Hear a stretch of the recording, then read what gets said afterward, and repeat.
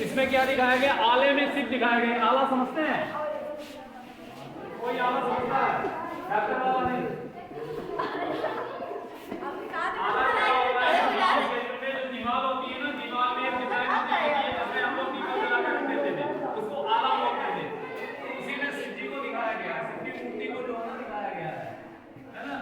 ये जो है ना एक कह सकते हैं कि मदर है जो कि अपने बच्चे के साथ बैठी हुई है, दिखाया गया है।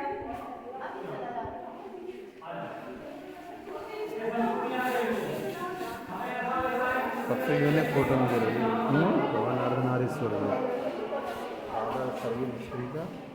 अच्छा, सही कह रहे हो यार, अभी तक की सबसे यूनिक फोटो मुझे लगी। यूनिक। चलो आओ बेटा, चलो बेटा,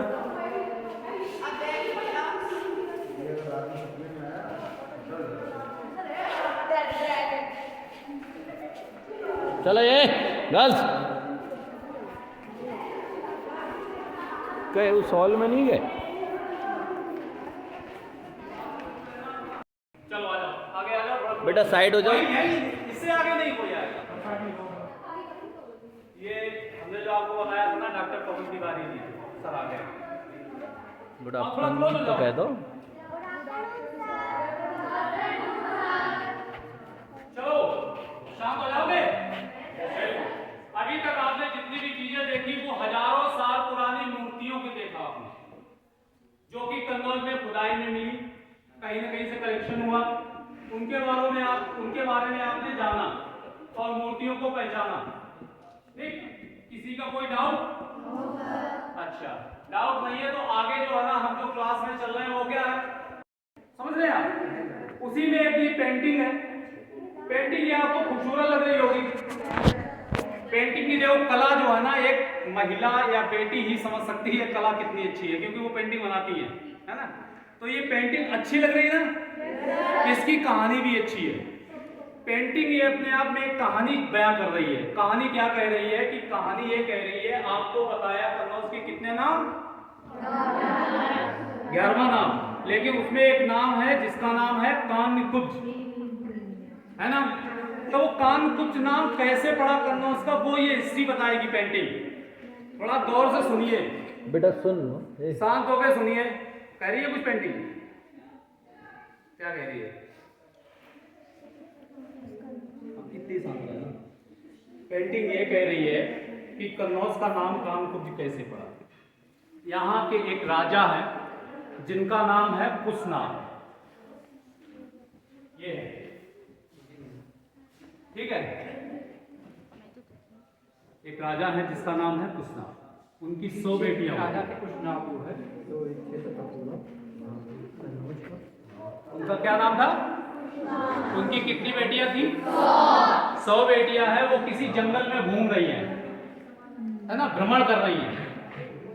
वहां से पवन देव गुजरते हैं, जो हिरण के ऊपर बैठे हुए हैं फ्लैग लेके, ये है पवन देव।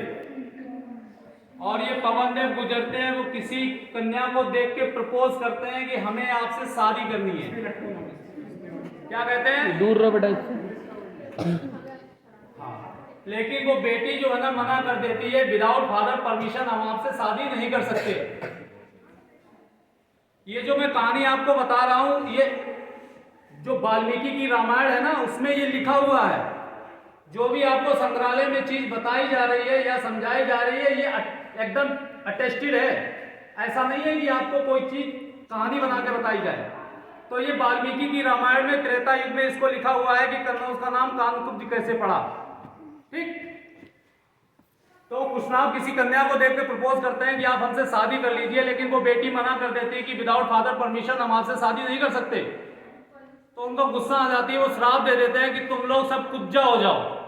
कुबड़ निकल आएगा। कुब्जा मीन्स क्या होता है? जिसके पीठ पे कुबड़ होता है ना, लाइक दिस, इस तरीके से, जिसको इंग्लिश में बोलते हैं हैंड्सबैग, है ना।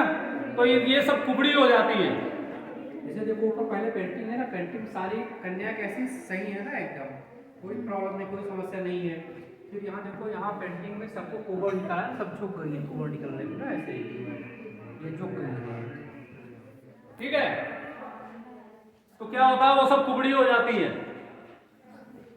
फिर जो बेटियां हैं उनके पिताजी हैं कुशनाथ, वो क्या करते हैं, एक दूसरे जो है ना ऋषि होते हैं जिसका नाम होता है चोली, चोली ऋषि होते हैं, उनके बेटे होते हैं ब्रह्मदत्त, उनसे अपनी बेटी की शादी करा देते हैं और वो पुनः सही हो जाती है।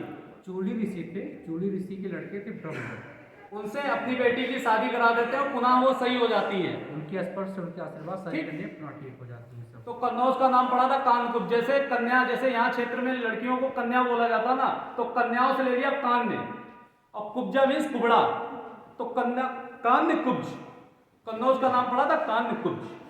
समझ गए आप कन्नौज का नाम कानकुब्ज कैसे पड़ा? ठीक, आगे।